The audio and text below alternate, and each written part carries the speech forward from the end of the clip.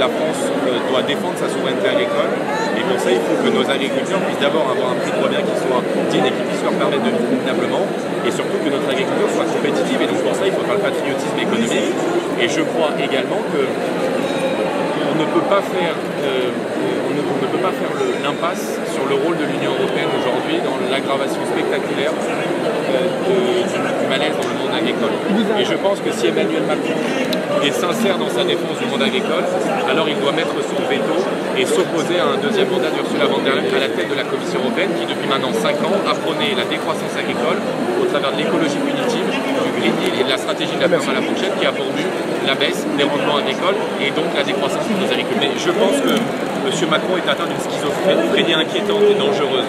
Voilà, parce que précisément, c'est lui qui, depuis maintenant 7 ans, a soutenu la stratégie de la ferme à la fourchette qui prévoit la baisse des rendements agricoles de 15 à 20%, qui met nos agriculteurs et notre agriculture en concurrence avec des produits du bout du monde qui ne respectent aucune des normes auxquelles sont soumis les producteurs français et les agriculteurs français, et qui aggrave le malaise dans la profession agricole. Si les agriculteurs descendent dans les rues aujourd'hui parce qu'ils n'arrivent plus à vivre dignement de leur travail, c'est précisément en raison du modèle économique dont Emmanuel Macron a été le VRP pendant plusieurs années. Maintenant, je pense qu'ils sont dans une forme de paranoïa, de complotisme et d'extrémisme qui m'apparaît extrêmement inquiétant au regard des fonctions qui sont les siennes. Moi, j'ai une ligne rouge, c'est la violence dans la démocratie. Maintenant, la colère de nos agriculteurs, elle est parfaitement légitime.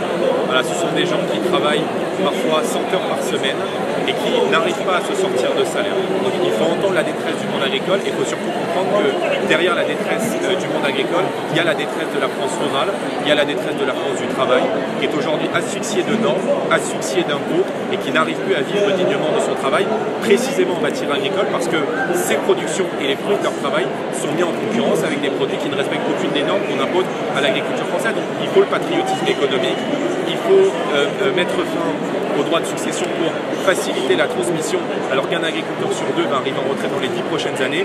Il faut surtout changer de cap et changer de logiciel.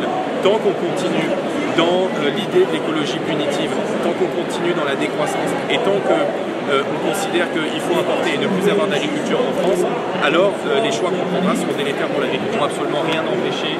Et les agriculteurs qui s'expriment depuis maintenant plusieurs semaines dans les rues du pays ne sont pas des militants du Rassemblement national, n'en déplaise au chef de l'État. Donc je pense qu'il est atteint non seulement d'une schizophrénie qui est inquiétante, mais d'une forme de complotisme et de dérive paranoïaque qui est très inquiétante quand on est le président de la République française et qu'on a entre ses mains l'arme nucléaire.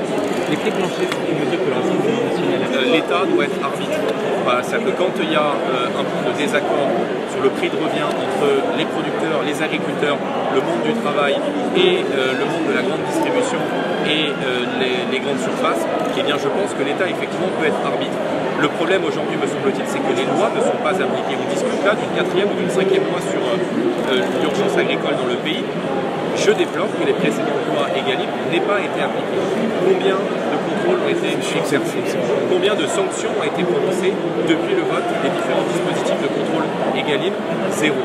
Voilà, parce que l'État considère que l'agriculture est une variable d'ajustement, comme l'Union européenne d'ailleurs, qui considère que pour pouvoir exporter des voitures allemandes, eh bien l'agriculture française doit être une variable d'ajustement. Moi je suis en désaccord avec cette politique, et je pense que de notre capacité à faire les bons choix et à défendre l'agriculture française aujourd'hui, au moment où on se parle, dépend la capacité de la France à être un pays libre dans les prochaines années. Donc nos agriculteurs doivent pouvoir jouer à jeu égal, et il faut que les lois